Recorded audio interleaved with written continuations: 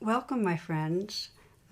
Glad to have you as part of this live stream class. It's available on my Facebook and YouTube pages and IMCWs as well. So we'll be starting in with our meditation. I invite you to find the most comfortable position you can and take some moments to settle in.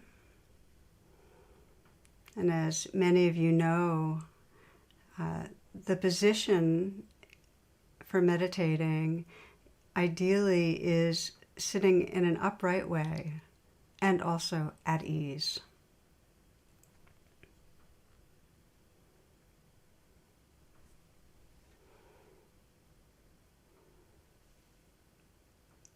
This evening's meditation is a Vipassana meditation.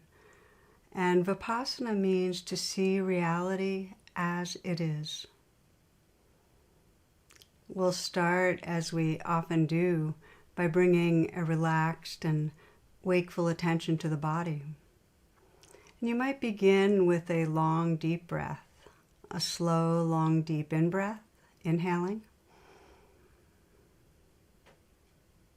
and a slow, smooth out-breath, releasing and letting go. And again, inhaling deeply, filling the chest and the lungs. And releasing the breath slowly, letting go, and continuing with a long, deep breath. This time as you inhale, you might sense that you're filling your face with awareness, breathing in.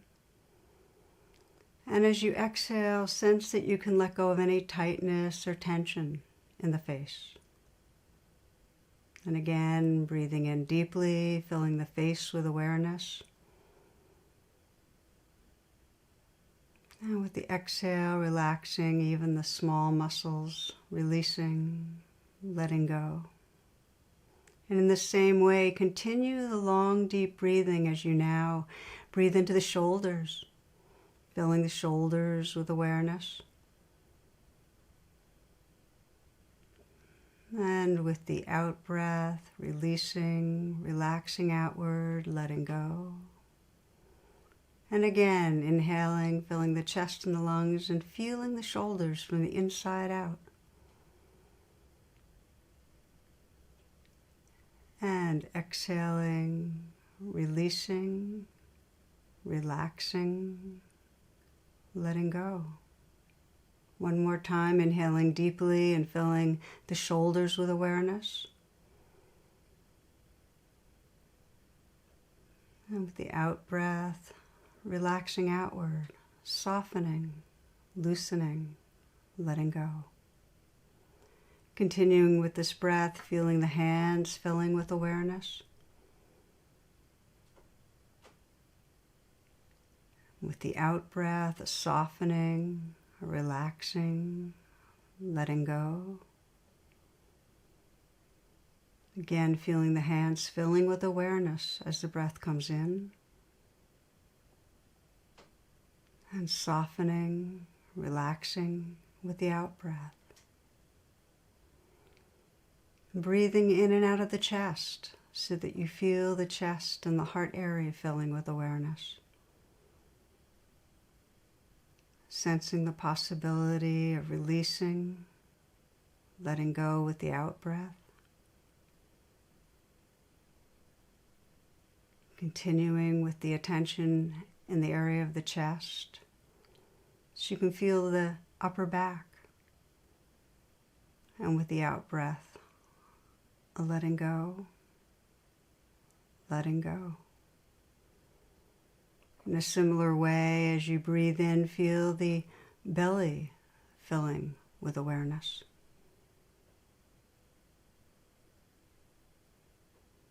And with the out-breath, loosening, relaxing, letting go. Breathing in again and feeling the lower back, the mid-back, with awareness. And with the out-breath, letting go, letting go. Continuing with this long, deep breath, feeling the pelvic region fill with awareness.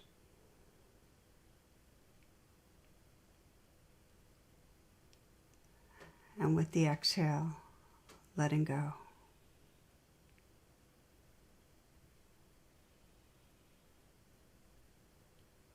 Letting the attention fill the legs, the feet, so that you're breathing in and out, releasing tension, letting go with the out-breath.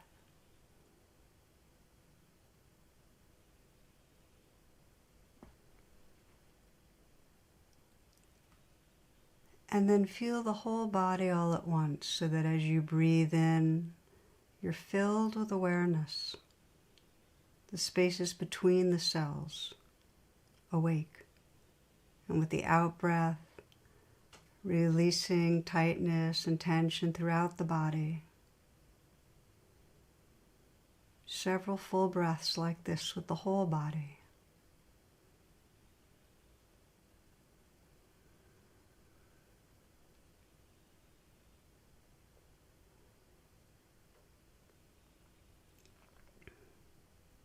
And now letting the breath resume in its natural rhythm.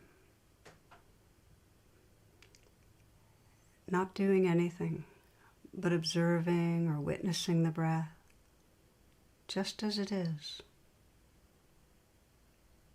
Feeling the breath.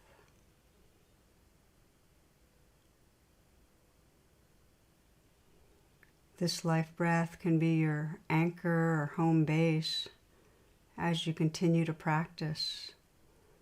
Not a controlling of the breath, but a place to rest your attention.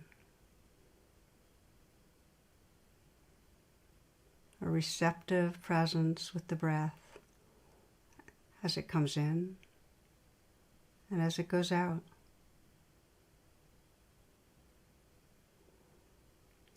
For some, if the breath isn't an easy place or a pleasant place to pay attention, you might instead, for your home base or anchor, let sensations be your portal to presence. Perhaps the sensations in your hands or your feet. Or perhaps you're paying attention to the sensations through the whole body, letting that be a home base. And for others, perhaps your home base might be sounds. Just listening to the changing sounds right now as they appear, as they disappear. Choose what place you'd like to have as your anchor, as your home base, breath, sensations, or sounds. And let this be a place that you can steady your attention. A place you can return to when the attention drifts.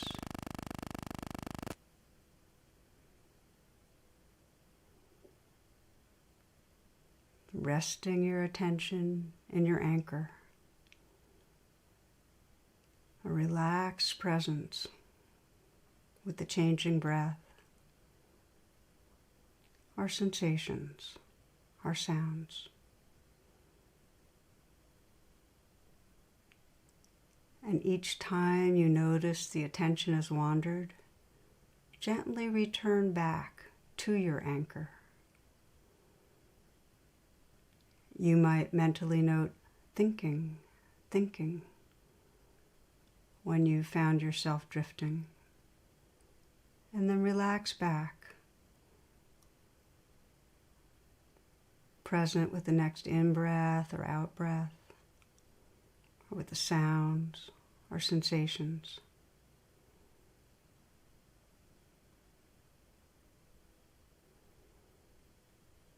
Let all other experiences you may notice, other than your anchor, let them rise and fall like waves of the ocean around your anchor.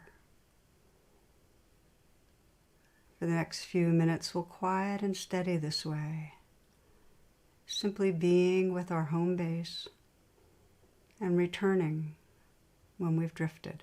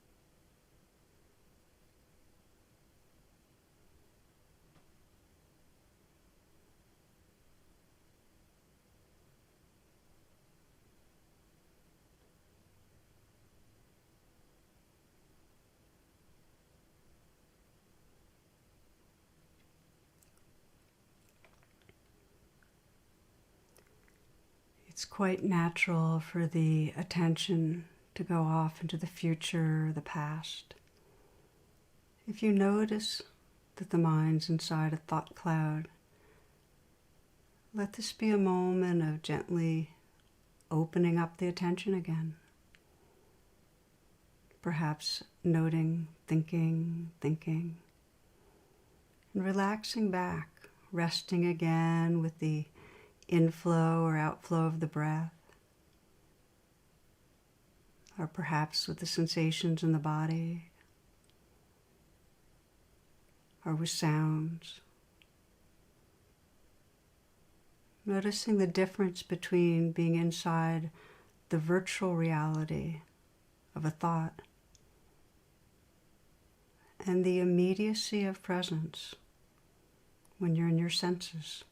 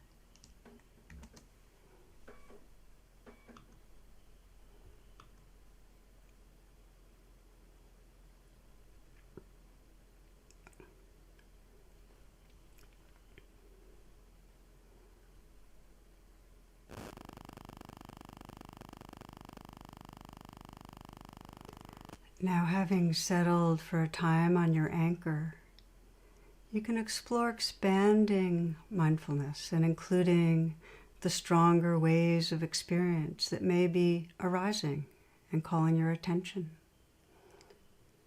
When strong sensations arise, pulling your attention away from the anchor, deliberately shift and open your attention to receive the new experience with mindfulness and kindness.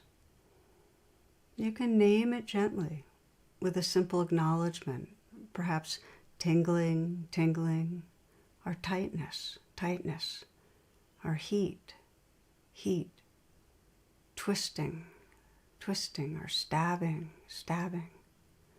And it's fine to breathe with what arises, especially if it's difficult. Stay with and experience the sensations as they change, perhaps get more intense, and as they pass. And when you're at ease with what's there, or they're no longer calling your attention, then return again to the breath, or perhaps to the sensations in your hands or wherever you're paying attention for your home base, sounds. In a similar way, when strong emotions call your attention, shift from your anchor to what's calling your attention. What do you feel? What does it feel like in your body? Fear, if it's fear, just to name it, fear, fear, or sadness, sadness, or anger, anger, a light mental noting, bringing an interest and an allowing attention. See if you can say yes to whatever arises, acknowledging that it's here, making room for it, and if it's difficult, intentionally offering kindness. It's okay. You might breathe with what arises, staying with it until it passes or you're at ease with it, and then returning again to your anchor, to your home base.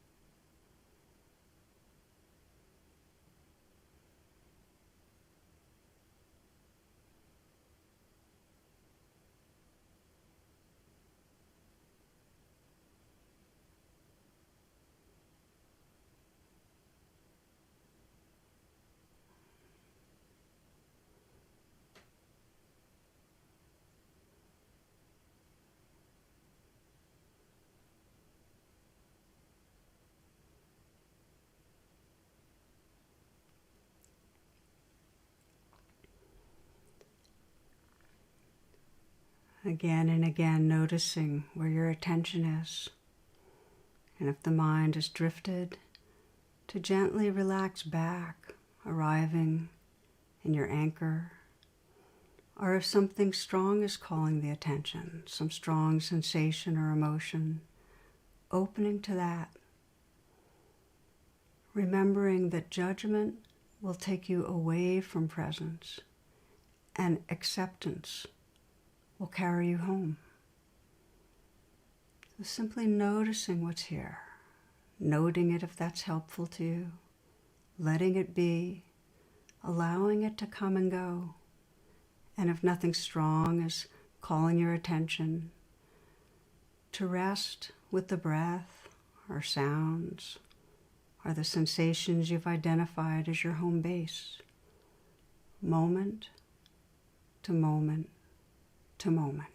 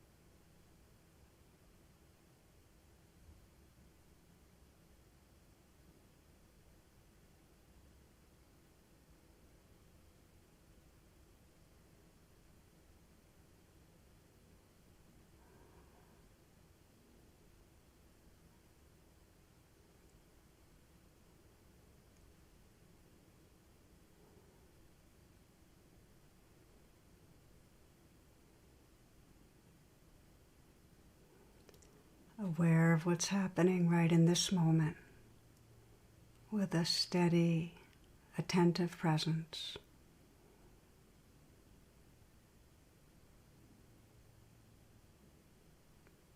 As you practice in this way, let yourself become the spacious and relaxed witness to the breath, our body sensations, to the sounds, or to the rising and passing waves of experience that most call to you.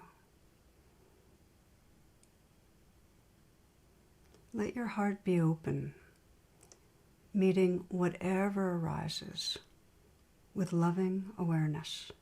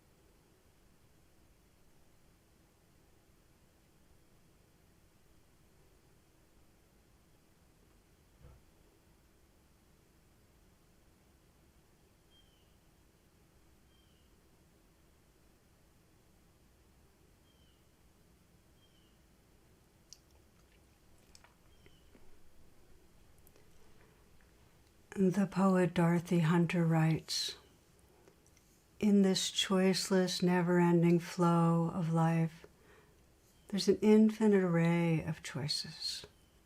One alone brings happiness, to love what is.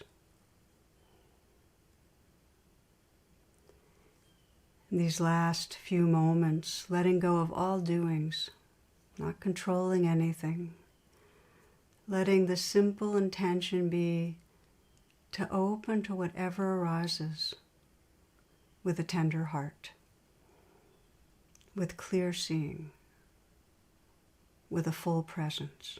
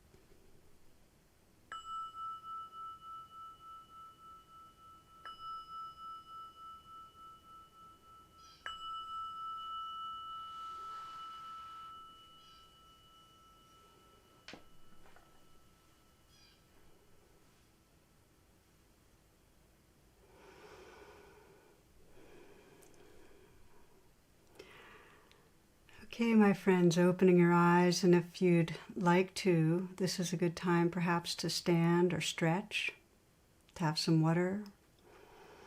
As you do, I'll make just a few announcements that may be meaningful to some. If you want to find out about more of my virtual offerings, please check tarabrock.com. Also invite you to check imcw.org for live stream offerings that are made available by our local Washington, D.C. area teachers. And this week's Affinity online offerings are for women and Asian population. There's a movement group, mindful movement group before my talk and meditation, and there's discussion groups that will be afterwards. The call-in information's in the description on Facebook. And just to say that the discussion groups begin directly after my talk ends. Finally, many of you are aware that we really love to be able to offer these teachings and meditations freely and invite your donations, whatever you can afford. If it's possible to offer us $10 to offer more, that's fantastic. It really helps, especially in these times. And if you can't, because I know so many are pressured and squeezed, we completely understand. Everyone is welcome.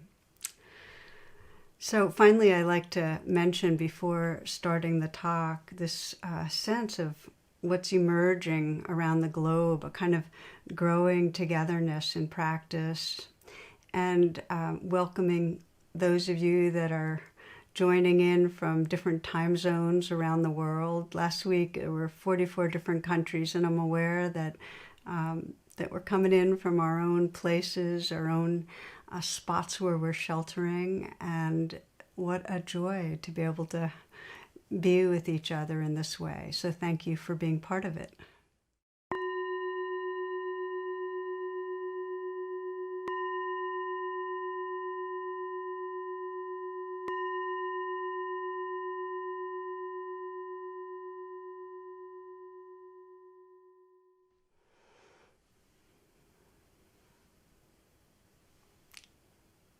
Namaste and welcome.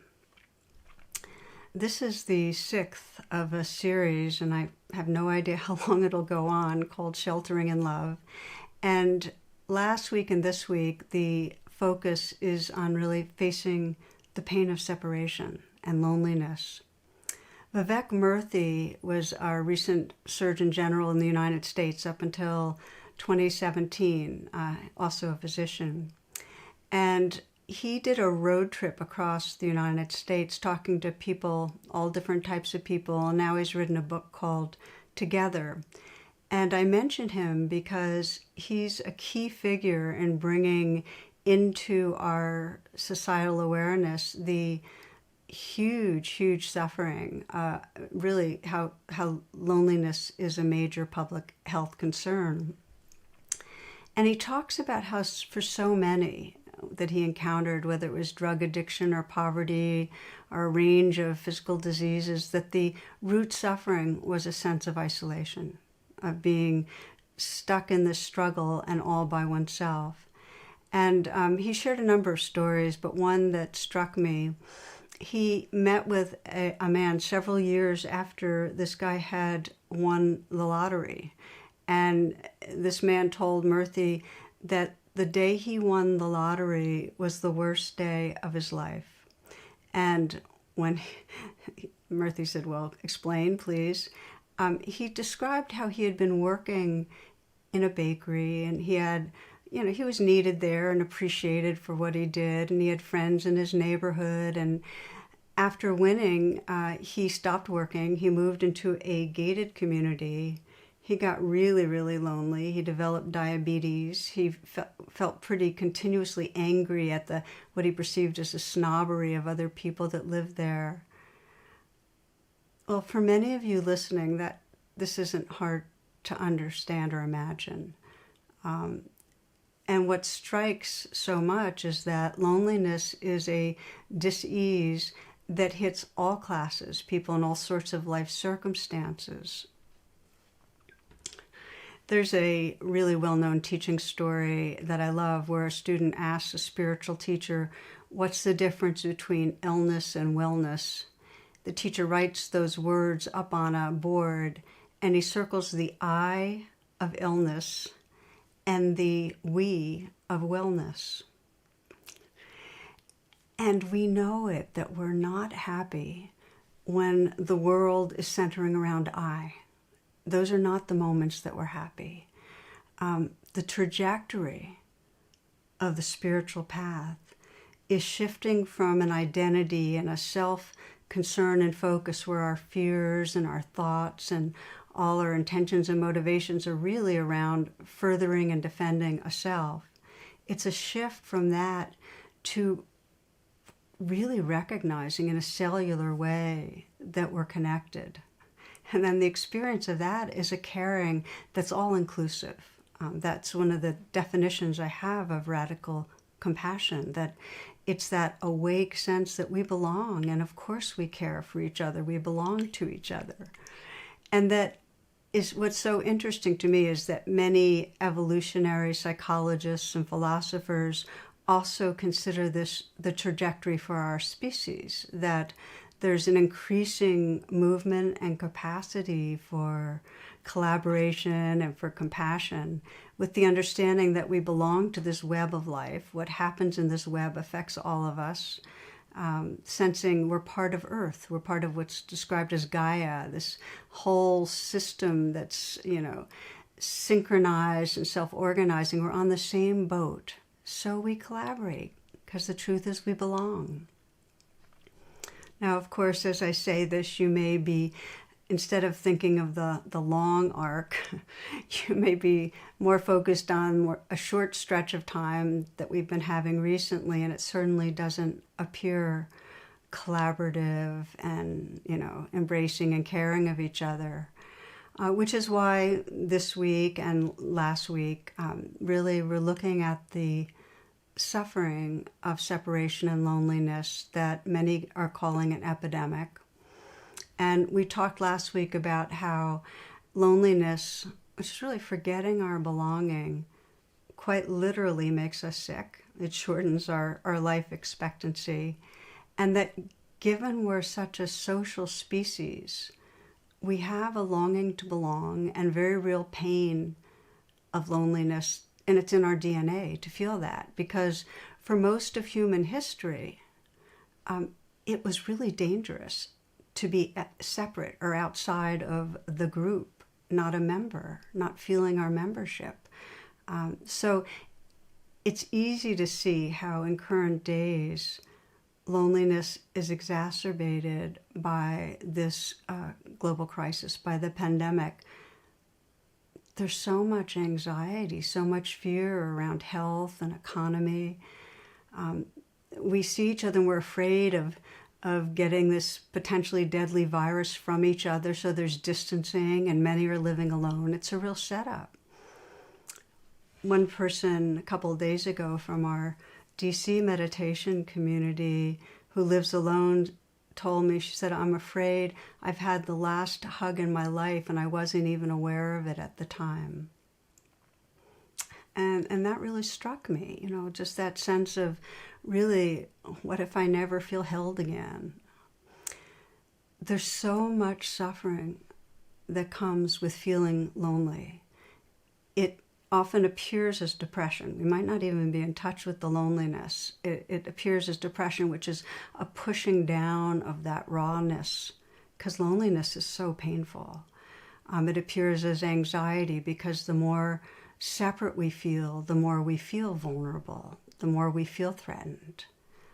It sometimes appears as anger or blame, because when we feel lonely, really we feel rejected in some way and threatened by others. So that makes us angry. And bottom line, core, we feel shame. We feel shame because to not belong translates to most of us as something's wrong with me. A lot of pain. Statistically, it's shown that the loneliest age group is 18 to 20, but it's really all ages. I heard a story that I love. It's about this gentleman who knocks on his son's door and he says, Jamie, wake up. And Jamie answers, I don't want to get up, Papa. Father shouts, get up, you have to go to school. And Jamie says, I don't want to go to school. Why not? Asks the father. 3 reasons, says Jamie.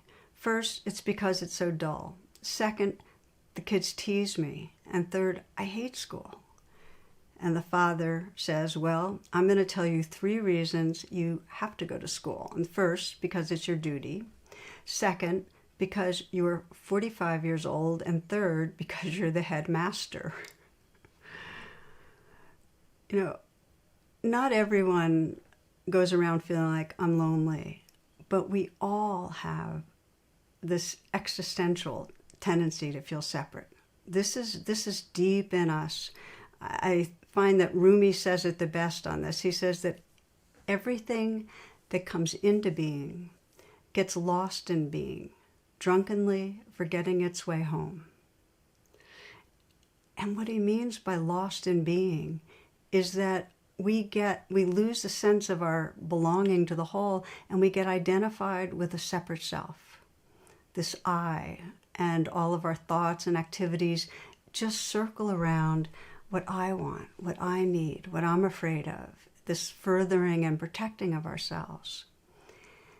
Now, what's kind of important to understand is that if in growing up our basic needs for safety and love and understanding are met, then that self-focus is there, but it's a wholesome one and it's not exclusive or so sticky, so we can still remember in a very fundamental way our belonging. But when in our personal lives there's been stress and trauma and very little healthy bonding, healthy attachment bonding with caretakers, by nature we become more self-fixated, more self-protective, more aggressive and kind of defending. And that's where we get really imprisoned in the I, that separate, lonely feeling with so much suffering. As we know, that prison of separation is also shaped by the kind of society we live in. I mean, if there's natural ways to belong to each other, healthy families and communities and belonging to the earth, will be okay. But if we're in a society that's got a lot of trauma, and one friend describes a lot of contemporary society as a PTSD society with a lot of deception. You can't trust things you hear, mistrust of others, dividedness, and the distinctive violence and oppression towards non-dominant parts of the population, a hierarchy that's oppressive. When we're in a society that's not compassionate towards those who are most vulnerable, that creates separation for everyone. There's no true belonging to the whole. And for some, of course, it's particularly harsh and particularly cruel. And right now, as I say that, because I'm using the word prison of self, the level of compassion of a society is directly reflected and evidenced by its prisons, its justice system. And the United States rates very, very low. We imprison here more people than any other country in the whole world.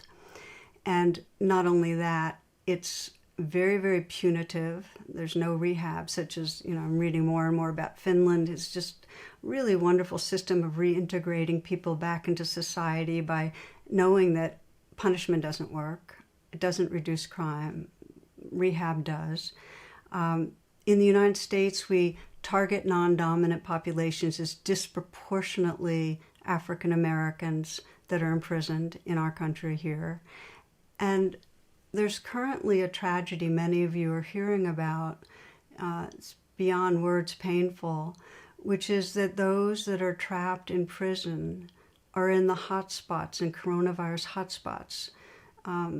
There's a piece I heard about prisoners at Rikers Island, and what I heard one say was, "Help, we're dying and we matter."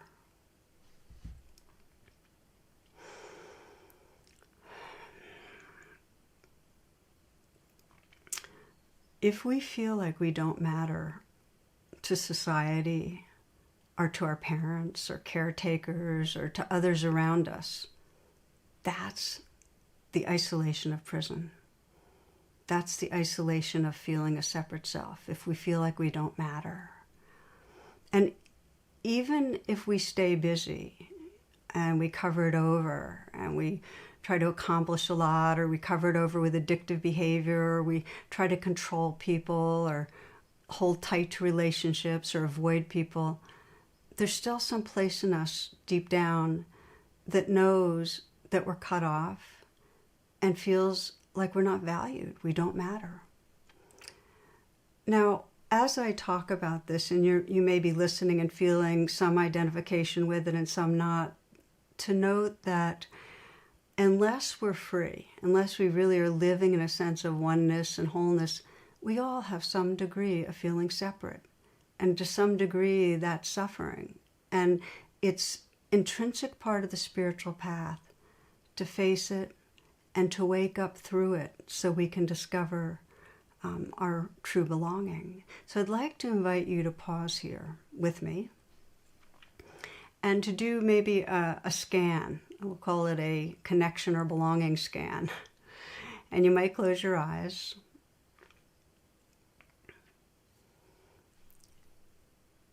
And beginning with, how connected are we to our inner life? You might ask yourself, do I feel connected to myself? Am I at home in my own being?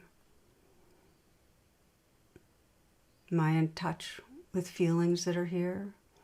Is there a kind of inner listening, a presence with what's here? Am I accepting of the life that's here, kindly, towards what's difficult? So just sense how much belonging there is to the life within you.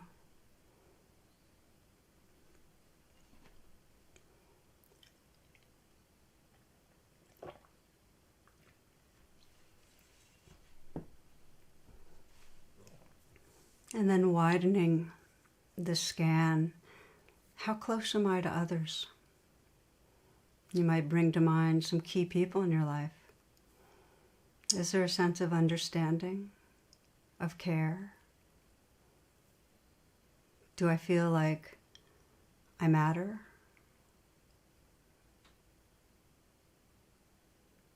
How much are you aware of where the distance is?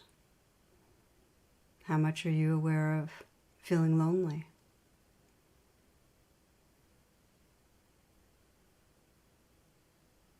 How much are you yearning for more authentic intimacy or connection?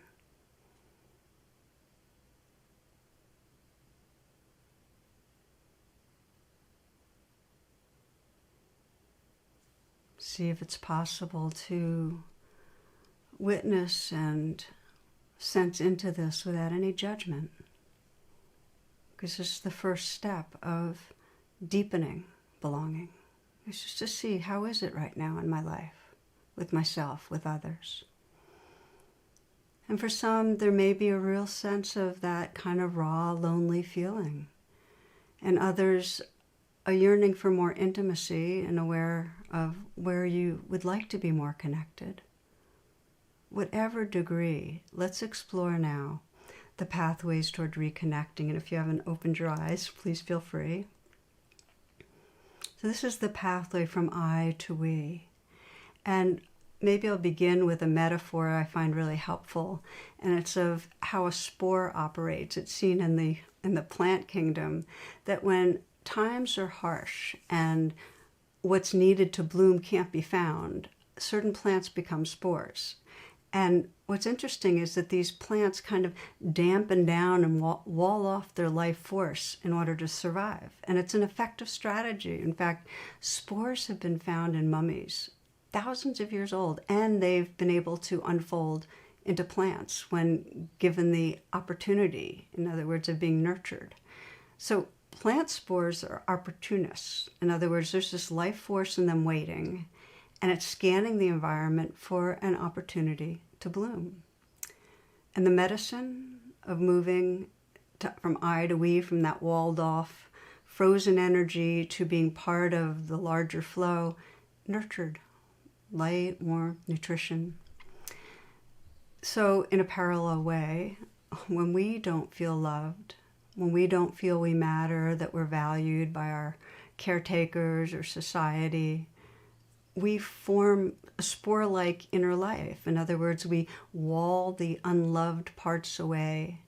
It's just survival. We shut down parts and they don't evolve. Like we're identified with younger parts of us that feel not okay. They just endure. It's kind of a frozen life energy. And those walls are fortified by beliefs that we keep spinning. It's the story of unlove, of not mattering, of not being acceptable, of being flawed. So the inquiry is, how do we awaken beyond those stories to feel trust and belonging?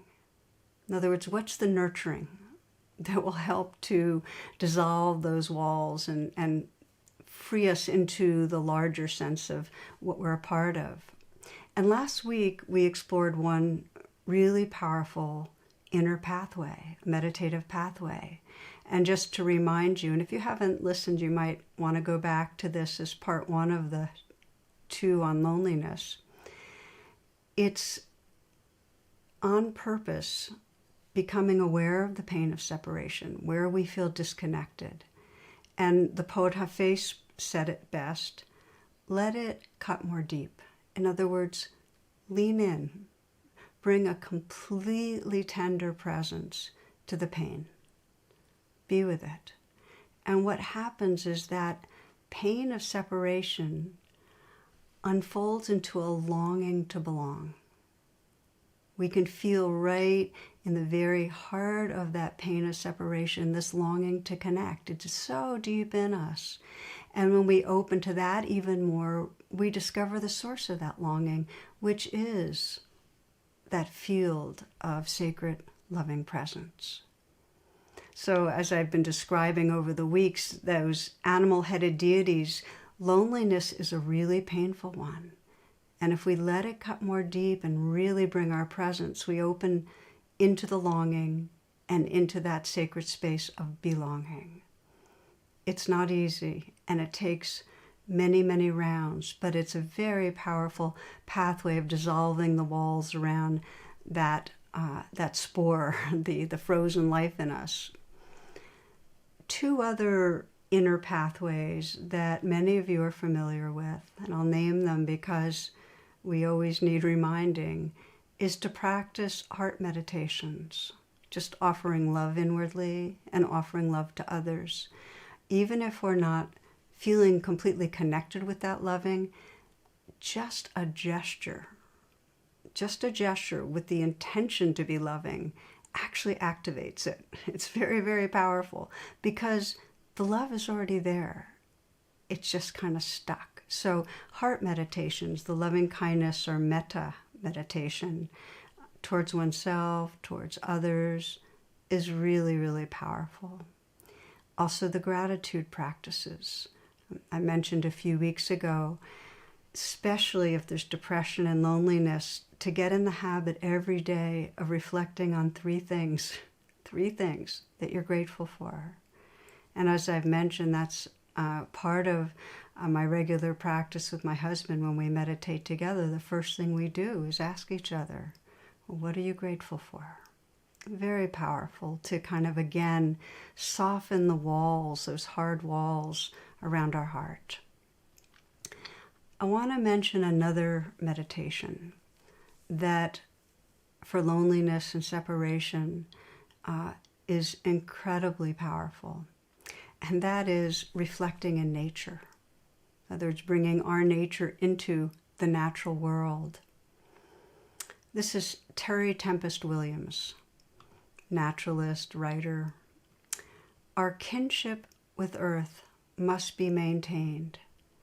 Otherwise, we will find ourselves trapped in the center of our own paved over souls with no way out. Our kinship with earth must be maintained.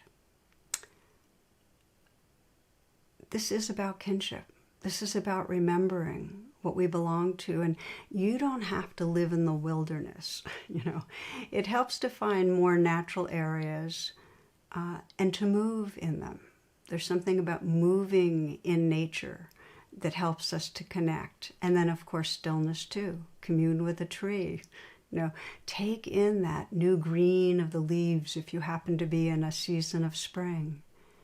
When you're walking, feel the earth. Feel yourself walking on the earth.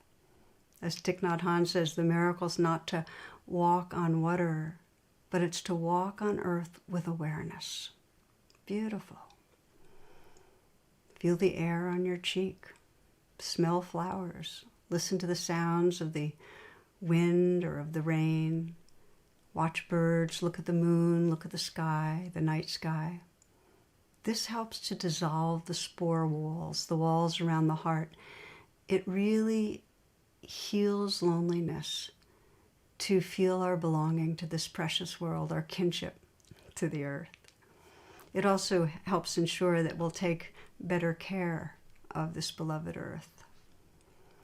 So these are some of the inner pathways, and there's no way we can do outer pathways of connecting with others if we're also not doing inner pathways. We need to have that sense of belonging to the life within us.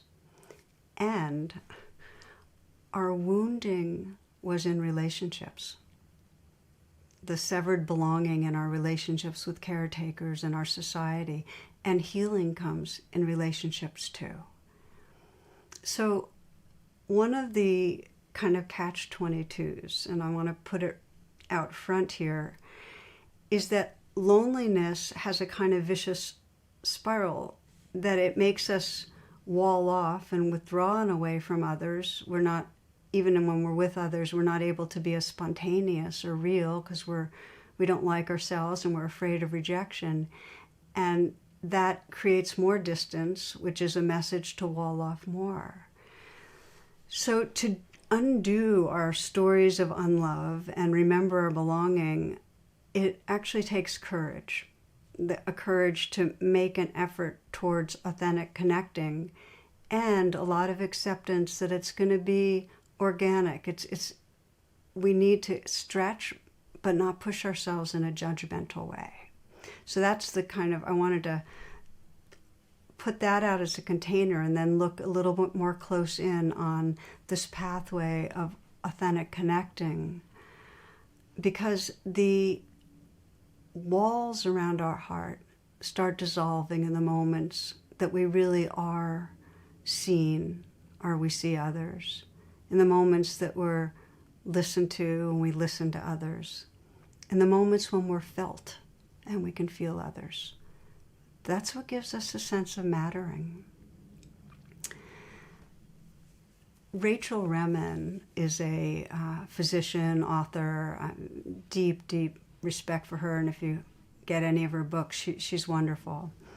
In one of her books, she describes a colleague who's a very wise elder, also in medicine, and at one of the large East Coast hospital.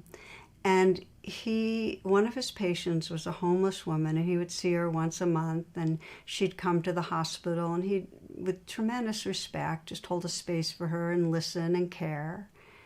But what started happening was when he wasn't there, this woman would come to the hospital to his consulting room, and she seemed to know he wasn't there. What she'd do, she wouldn't go in, but she'd go right to the threshold of the room. And then slowly and deliberately, she would put one of her feet in the room and withdraw it. And then she'd kind of put it back in and then withdraw it. And she'd do that a number of times. And after a while, she'd be satisfied and she'd go away again.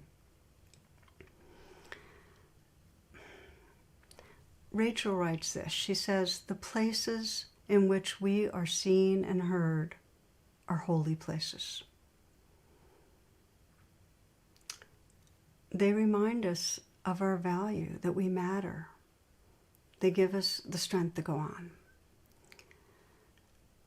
So we, in some way, the need is to create more holy places and spaces with each other, that kinship together.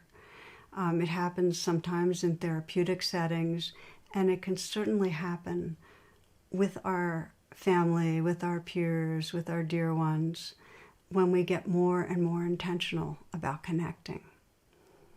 So in these times of pandemic, in some ways it's harder, but in some ways the pandemic is forcing us kind of out of our old habits. So it's actually an opportunity to be creative and adaptive and intentional, maybe to deepen commitment to making relationships more central. And the invitation is commit to spending some time each day with others, to spending time each day with others in a meaningful way. And if you don't have close others who you feel are friends or available, or you don't, and you're single, you don't have family, let's say, then to find groups online, and it won't feel as intimate at first. Meditation groups, discussion groups, yoga groups, and participate. We have to move towards others in some way. In the interview that I mentioned right at the beginning with the ex-Surgeon General, our last one, Murthy, he describes very honestly going through some real loneliness in his life, and at a not that long ago period of loneliness, very difficult time for him. He and two other friends agreed to have a 2-hour Zoom once a month. And the guidelines or commitments in that were that they had to talk about what was really going on. They had to talk about what was real, even if it made them feel vulnerable or uncomfortable. In the Buddhist communities, there are what's called spiritual friends groups. The Pali word is Kalyana Mitta groups. And they've been going on for a really long time. And I see them as being one of the prototypes for what we need more of in the future.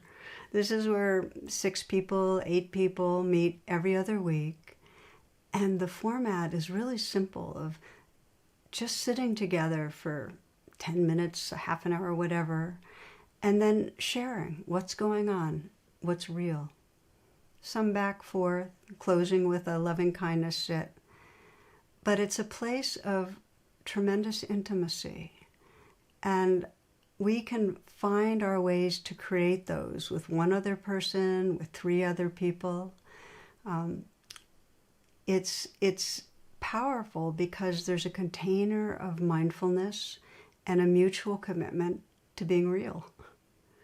Another approach for some of you, if you love the practice of rain, is to find a rain partner. And all the resources for rain, or you can find them on my homepage. Tremendous intimacy with that. And the invitation again is to take what's real, what's challenging, and explore it with someone else. It deepens belonging.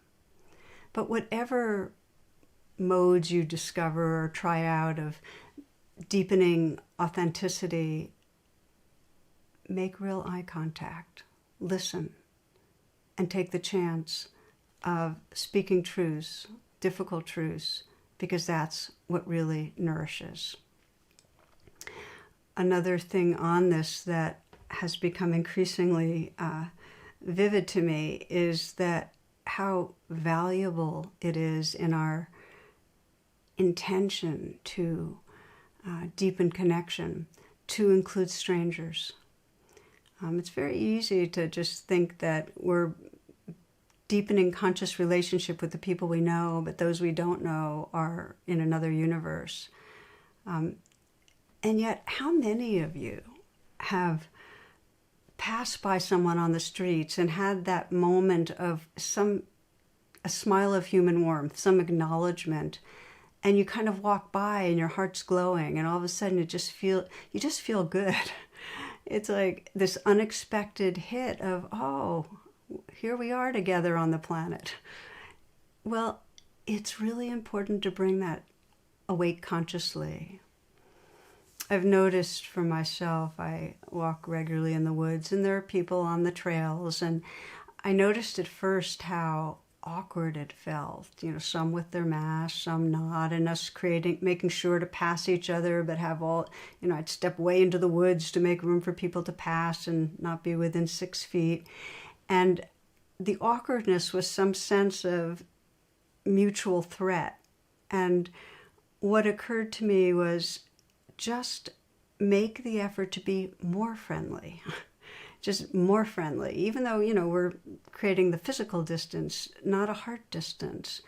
And each time I do that, it's so amazing how quickly the defenses drop. Like there's this eagerness to go, yeah, here we are, all aware of all the things going on, and yet here we are with these hearts.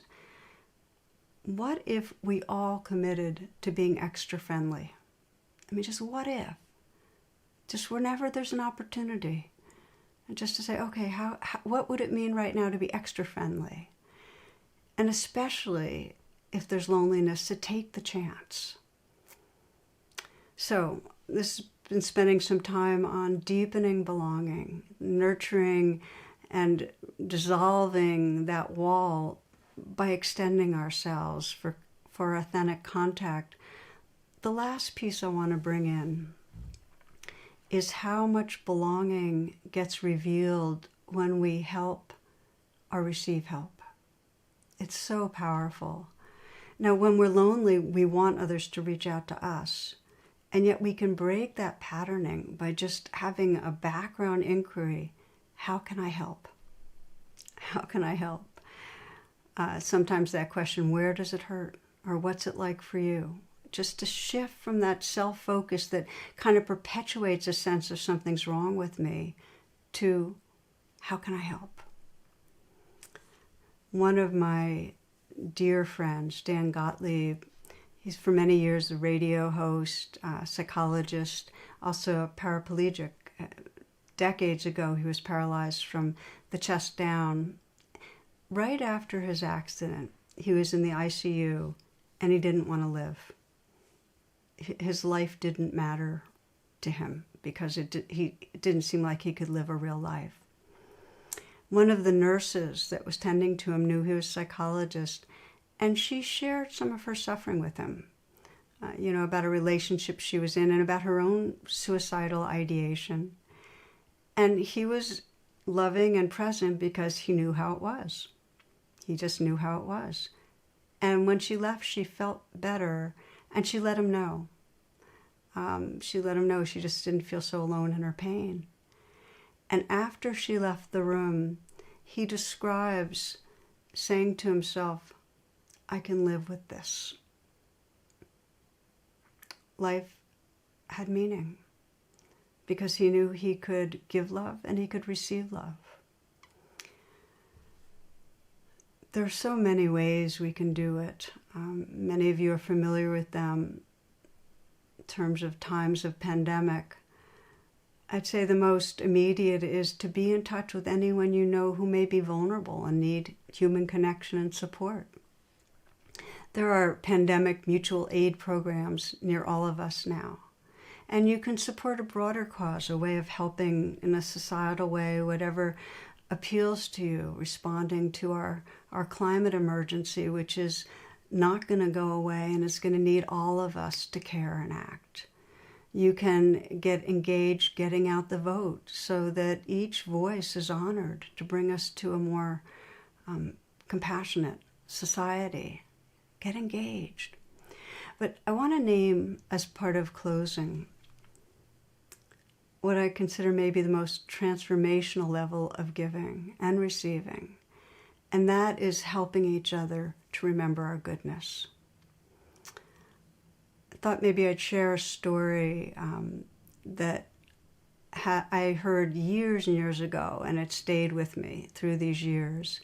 A Catholic nun told this story, and she taught in a very small Catholic school, and she got to know the students over the years because the same teacher would be with them in grammar school and then reconnect with them later on. Well, she was very fond of one of the students. His name was Mark, and he was mischievous and yet totally respectful and fun. And she remembers one year in high school in his class that they were having a really difficult season. She was teaching them the new math, and it was hard. And she could sense they're all stuck in their own worlds and their own insecurities and tense and guarded with each other. So one Friday, she just had them put aside their studies. And she had them list the names of all the other students in their class on paper and think of the nicest thing they could say about that person and then hand it in to her. And Monday, she gave each student their list. And she said the response, so many people were surprised and touched. I never knew I meant that to anybody. I never knew how others liked me for that. So the papers weren't mentioned again, but she could tell that they had made a difference. Well, several years later, she was returning from a trip, and her parents let her know really tragic news that Mark, that student, had been killed in Vietnam, which gives you a sense of when this story was told. So she attended the funeral, and all the classmates were there. And at one point, Mark's father took her aside, and he said, "We want to show you something." And he took a wallet out of his pocket. "They found this on Mark when he was killed, and we thought you might recognize it."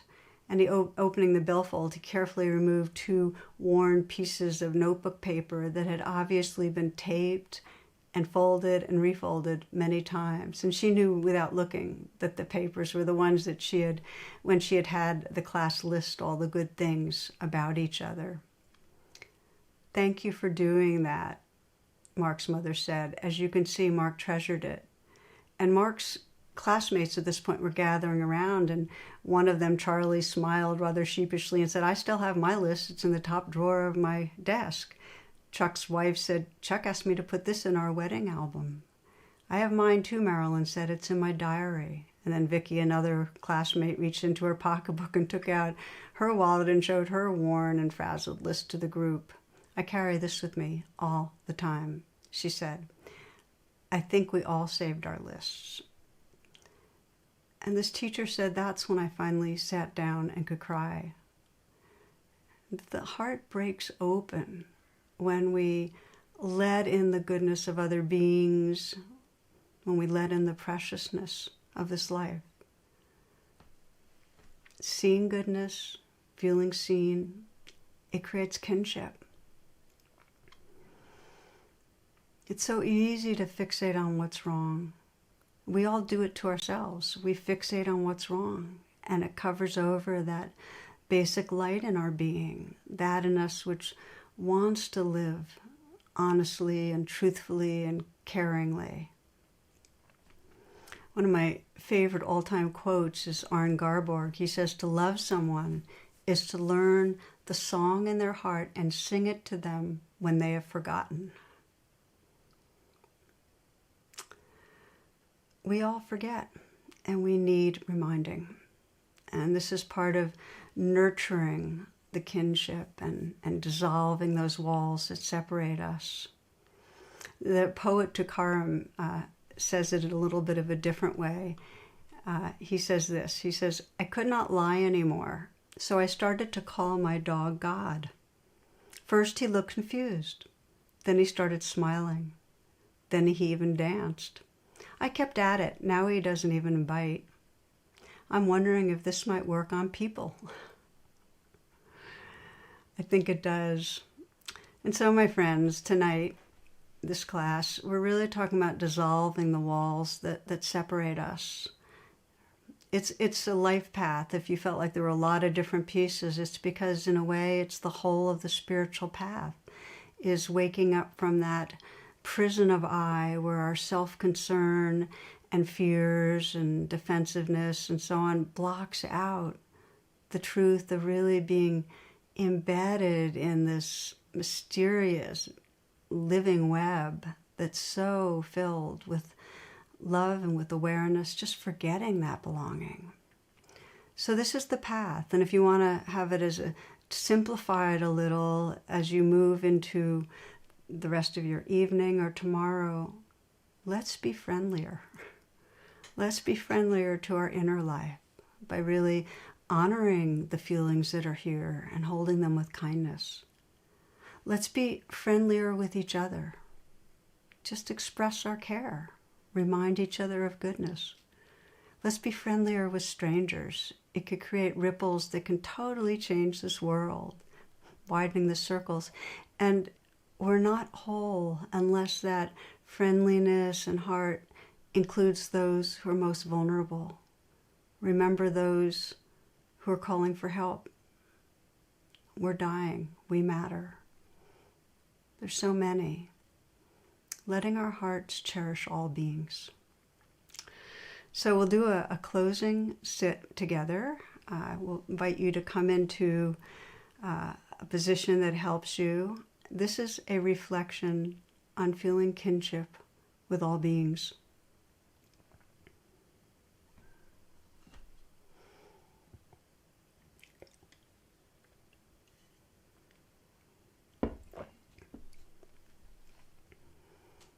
And as a way of gathering your attention, you might take a few long, full breaths.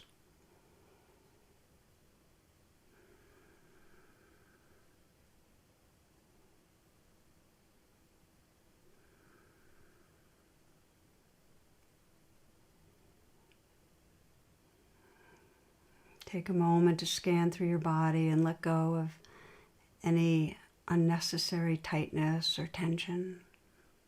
See what might want to soften a little.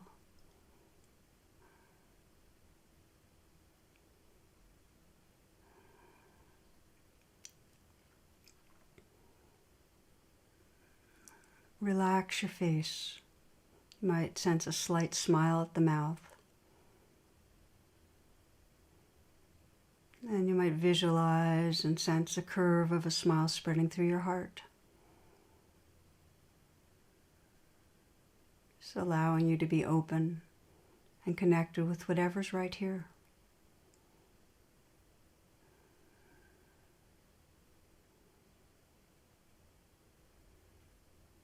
And we begin by bringing more intimacy to our inner life. Just noticing whatever might want your attention right now.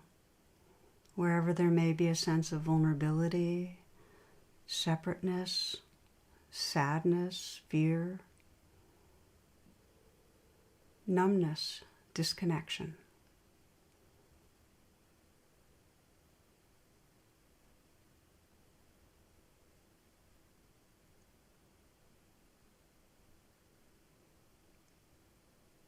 And with whatever you notice right now, and it may be something pleasant and beautiful, with whatever you notice, you might mentally whisper, "This belongs." Let it be as much as it is.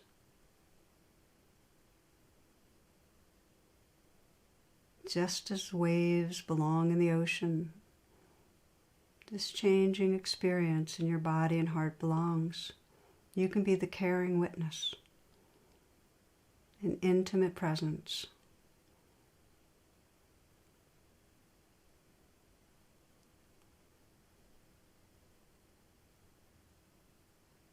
And sensing the heart space that's here, including a dear one.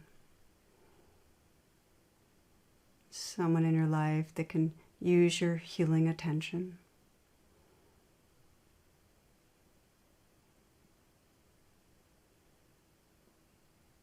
And feeling them close in.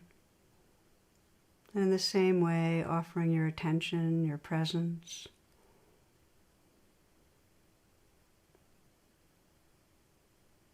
Perhaps sensing any vulnerability that's there.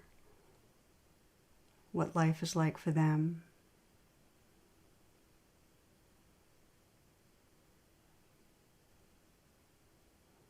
Also sensing the goodness of this being, what you love.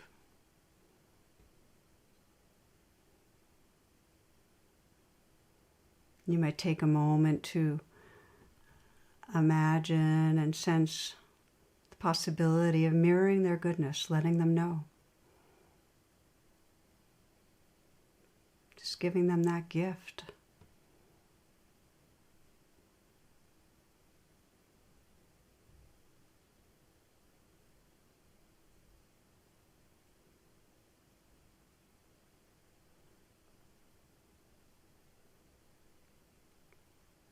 And sensing in their eyes what happens when they feel seen.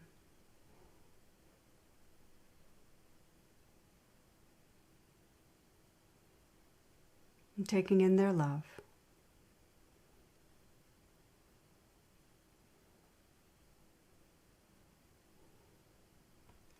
Bringing to mind someone you don't know so well, perhaps not a full stranger, but someone who isn't a close-in circle.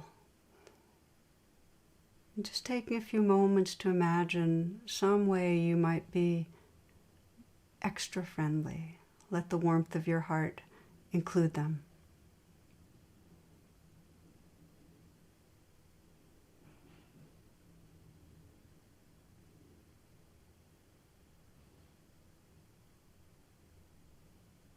You might mentally reflect, we are friends.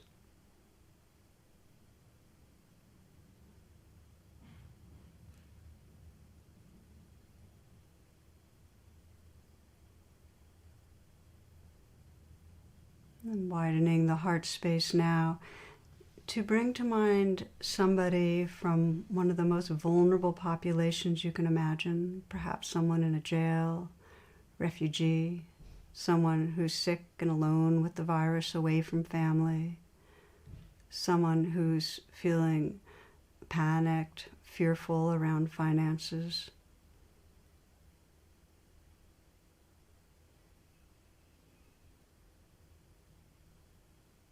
Let yourself be touched. Feel your prayer.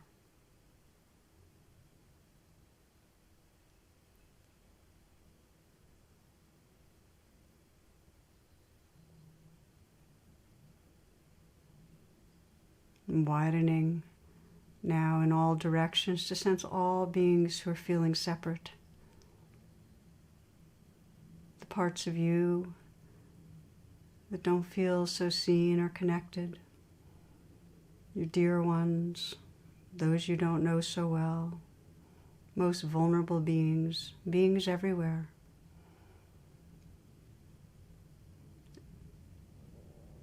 including all who you imagine and sense in the field right now listening, all of us together, seeking to realize that kinship and live from that belonging. All beings in this heart space included.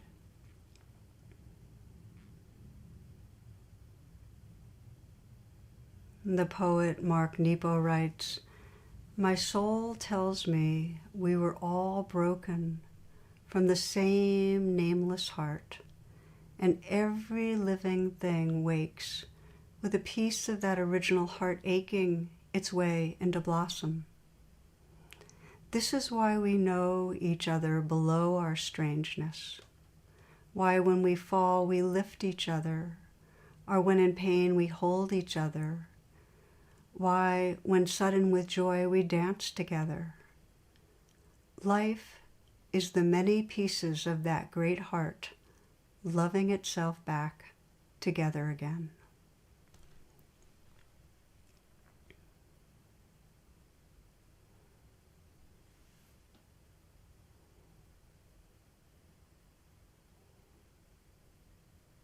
May we remember our shared belonging, live from that tender heart space, and bring healing and love to our world.